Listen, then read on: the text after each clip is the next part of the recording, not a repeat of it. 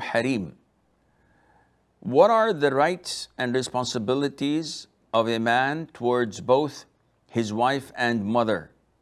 And also the rights and responsibilities of a wife and a mother towards their husband or son. As in most cases, men are exploited by their wives or mothers and results in favoring one and ignoring the other. So this is a question that is usually given by a man torn between two lovers. So the man here has a dilemma. His mother wants him to do things, his wife wants him to do other things. And he doesn't know which one to favor, which one to obey, which one to follow.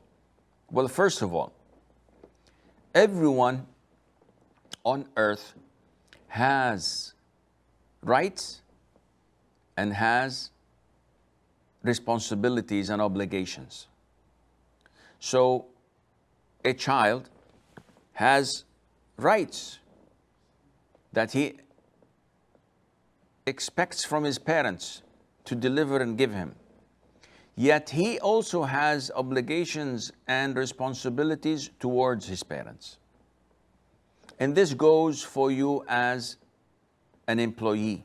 You have rights in your company, but you also are obliged to do certain things and responsibilities to your company, according to your job description. As a neighbor, you have rights and obligations. As a student, you have rights and obligations. So each and every individual has rights and also has obligations. No one is free from either one. Your rights upon your wife is to obey you, to respect you, to be dutiful to you, to take care of your children and of your house, and to satisfy you. Your obligations towards your wife is not to abuse her, to treat her kindly, to provide a shelter for her, to put food on the table, to clothe her with what is reasonable and within your financial capability, among other things. Your rights towards your mother is to take care of her, to be dutiful, to obey her, to respect her, to love and care for her. And this is your responsibilities, that is. Your rights towards your mother, that she takes care of you when you were a child, to feed you, to nourish you, to educate you, and to provide for you the love and compassion you need, among other things.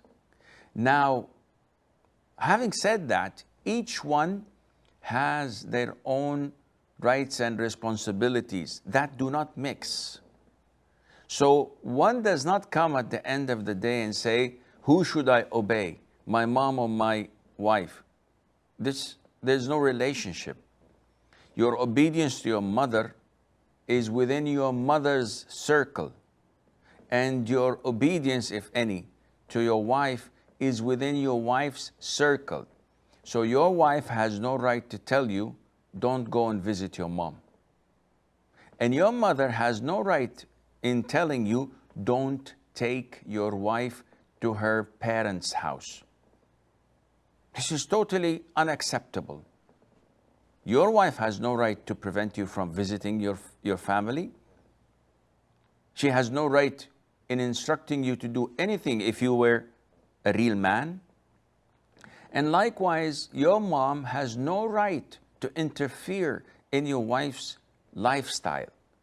She has no right to tell you or to dictate upon you that she must not go to the restaurant except once a month, that she should not see her parents' house except once a week for half an hour, or less. She should not spend the night there. This is none of her business.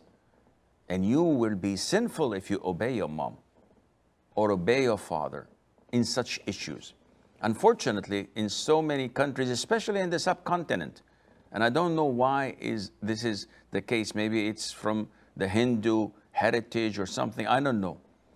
The daughter-in-law is treated as a servant. So when I marry a woman who my mom is pleased with her submission and obedience to her. And once we get married, she becomes the servant of the house. She's obliged to cook, clean, and do all the chores while the sisters-in-law and the mother-in-law are resting and just supervising. And this is haram. This is injustice. Part of being dutiful to your parents is not by marrying a free woman and making her a slave to them.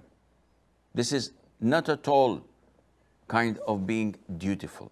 So a man has to become a real man in knowing how to